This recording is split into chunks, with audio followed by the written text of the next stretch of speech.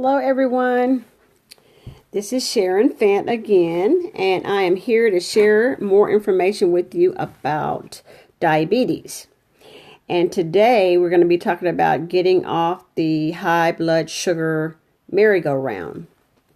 And because it really is a merry-go-round that we get on when we are eating sweets and sugary items and things like that. So I'm talking more to not just diabetic, but also to people who don't have diabetes. And maybe, especially during the holiday season, we are eating a whole lot more sugary things. We are not aware probably of what the high blood sugar is doing to our bodies.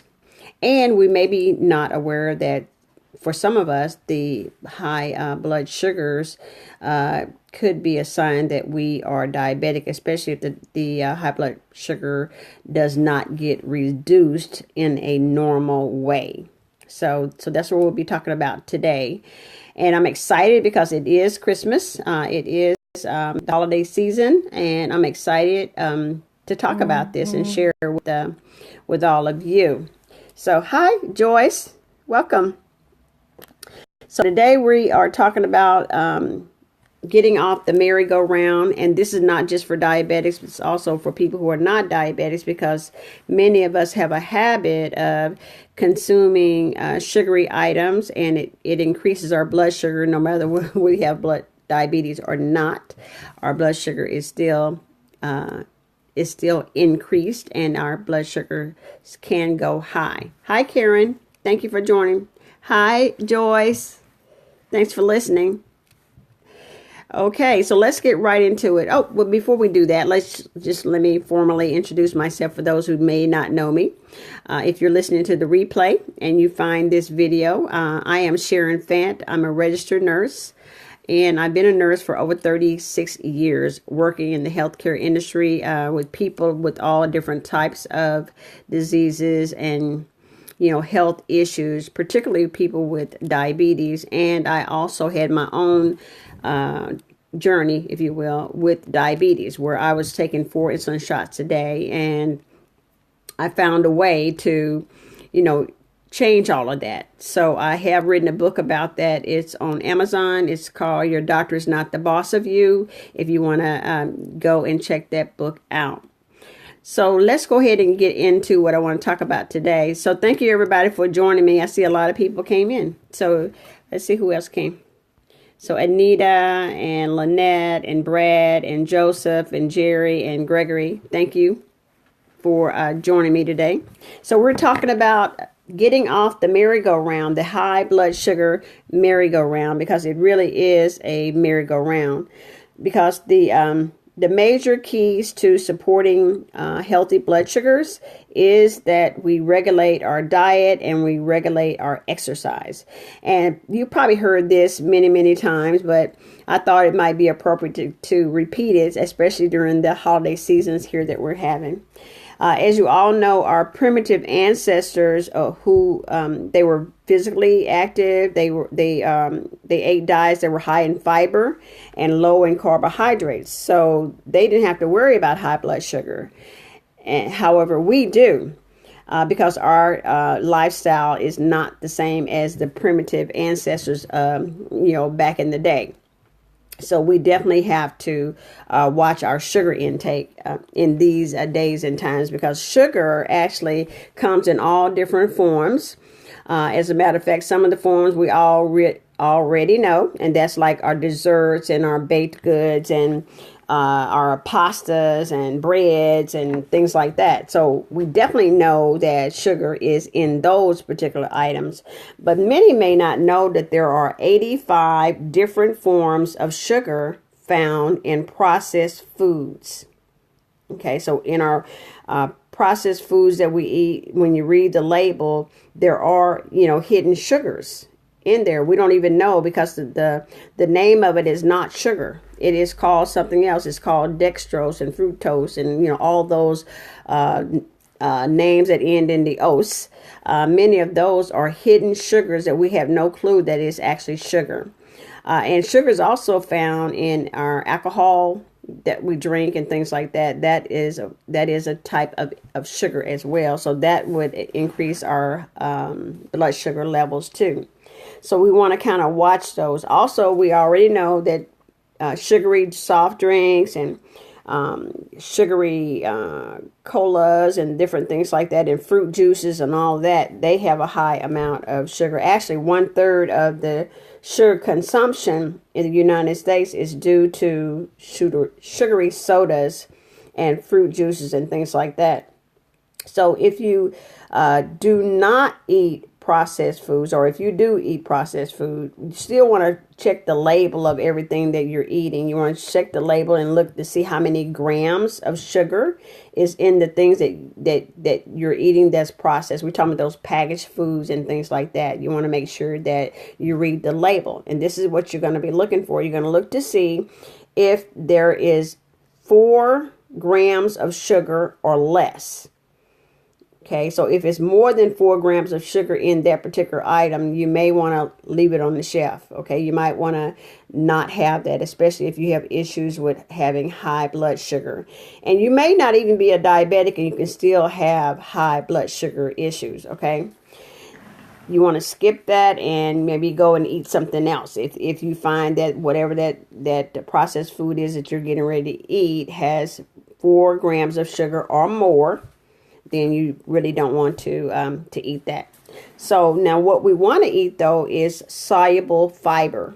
You want to have a soluble and insoluble fiber because it stabilizes your blood sugar and it normalizes insulin by slowing down the entry of the nutrients into the bloodstream. So you want to be sure to read the label to see how much grams that are in the processed food that you're eating. So experts say that everyone should get from 30 to 45 grams of soluble and insoluble fiber on a daily basis. However, the average American only gets 15 grams. So you want to start reading the labels again for not just sugar, but look to see if there's any fiber in it, because you want to get those high fiber foods because that's going to balance out everything and get you off that high blood sugar merry-go-round. So fruits, vegetables, whole grains, seeds, nuts, and legumes, which are beans or peas, these are high in fiber and they should be a part of your daily diet, if at all possible. Okay, and now fruit, though, you should limit those. Don't have more than 2 pieces of fruit per day. Okay, so try to eat less fruit, more vegetables, more whole grains and seeds and nuts and things like that. So eating small, frequent meals. You want to have small, frequent meals each day, and having those contain some protein and some fiber. And this is going to help you with your hunger and keep you from pigging out so much. Okay, so that is recommended. Also, having vegetables and a lean protein. You know, like if you are a meat eater, you want to eat a lean protein, like a lean piece of beef or lean piece of chicken or something like that, or you know, something along those lines. And you want to have that for breakfast if at all possible. I know it sounds funny to have vegetables for breakfast, but I actually have vegetables for breakfast every day. I have spinach, or what they call power greens. That's what I eat for breakfast, and it's really good. It's pretty filling. It's got high fiber, and then I may have an egg or 2 eggs to go with that, and sometimes I'll make an omelet with it. So there you have the vegetables and you have the protein to have for breakfast every day, if at all possible. Okay, now that's talking about our diet, and that will help. You know, making those changes will help with the merry-go-round that we have with our high blood sugars. And the other thing is that the exercise piece. So our bodies are made up for movement. It's made for movement. We're designed to move around and walk. That's why we have our arms and our legs, so that we can make movement. And we must have exercise in order to stay healthy. So that's whether you have diabetes or not. So what exercise do is that it stabilizes our blood sugar and insulin levels. And it also reduces stress. So even if you just walk every day, that's going to be something good to help your body move. You definitely want to have your body moving. So in summary here, a optimal diet and good exercise will go a long way in helping you to get off the merry-go-round of where your blood sugars go so extremely high.